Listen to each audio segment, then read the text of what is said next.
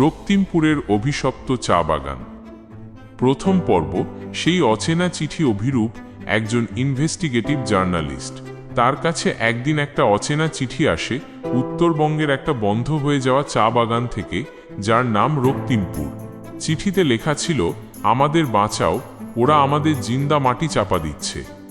অভিরূপ তার বন্ধু সায়ন এবং নেহাকে নিয়ে সেখানে যাওয়ার সিদ্ধান্ত নেয়। সায়ন ক্যামেরাম্যান আর নেহা রিসার্চের কাজ করে। তারা যখন রক্তিমপুর পৌঁছাল, দেখল পুরো গ্রামটা যেন কোনো শোকের ছায়ায় ঢাকা আছে। মানুষজন খুব কম, আর যারা আছে তারাও কথা বলতে ভয় পাচ্ছে। তারা একটা পুরনো বাংলোতে থাকার জায়গা পেল, যেটা একসময় বাগানের ম্যানেজারের ছিল। দ্বিতীয় পর্ব। বাংলোর রহস্য। প্রথম রাতেই ঘটনা শুরু হলো।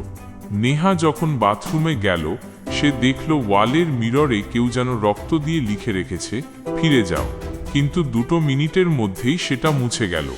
সায়ন তার নাইট ভিশন ক্যামেরা অন করে হলে বসেছিল।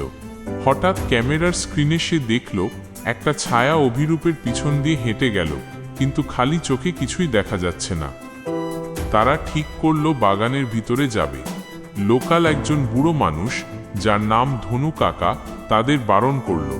সে বলল, বাগানের মাঝখানে একটা বড় বটগাছ আছে, ওখানকার মাটি কখনো খুঁড়বে না, ওখানে রাতে নুপুরের আওয়াজ পাওয়া যায়। তৃতীয় পর্ব। সেই ভয়ঙ্কর রাত। অভিরূপরা কারো কথা শুনল না। রাত 12টার সময় তারা গাছটার কাছে গেল। সায়ন ক্যামেরা অন করল। হঠাৎ দেখল গাছের ডাল থেকে একটা নয়েজ আসছে। তারা দেখল গাছের উপর থেকে একটা মেয়ের চুল নিচে ঝুলে আছে, কিন্তু মাথা নেই। ভয় তারা পিছন ফিরতে যাবে, দেখল তাদের রাস্তায় হাজার হাজার কঙ্কাল মাটি ফেটে বেরিয়ে আসছে। সবাই রক্তিমপুর নামের মানে বুঝতে পারল। এখানে একসময় শ্রমিকদের মেরে মাটির নিচে পুঁতে দেওয়া হয়েছিল। চতুর্থ পর্ব। তান্ত্রিকের প্রতিশোধ। হঠাৎ দেখল ধনু কাকা সেখানে দাঁড়িয়ে আছে, কিন্তু তার চোখ দুটো পুরো লাল। সে বলল, আমি সেই ম্যানেজার যার মেয়েকে শ্রমিকরা ছিনিয়ে নিয়ে গিয়েছিল, আর আমি পুরো গ্রামকে তন্ত্রমন্ত্র দিয়ে শেষ করেছি। এবার তোমরা আমার মেয়ের খেলনা হবে। নেহা দেখতে পেল তাদের পিছনেই সেই ছোট মেয়েটি দাঁড়িয়ে, যার চোখ নেই। সে অঞ্জলির মতোই, আগের গল্পের মতো, কিন্তু এখানে সে আরো বেশি ভয়ঙ্কর। সায়নের ক্যামেরা আচমকা বিস্ফোরণ, এক্সপ্লোড হলো। অন্ধকারে কেউ যেন টানতে টানতে জঙ্গলের ভেতর নিয়ে গেল। পঞ্চম পর্ব।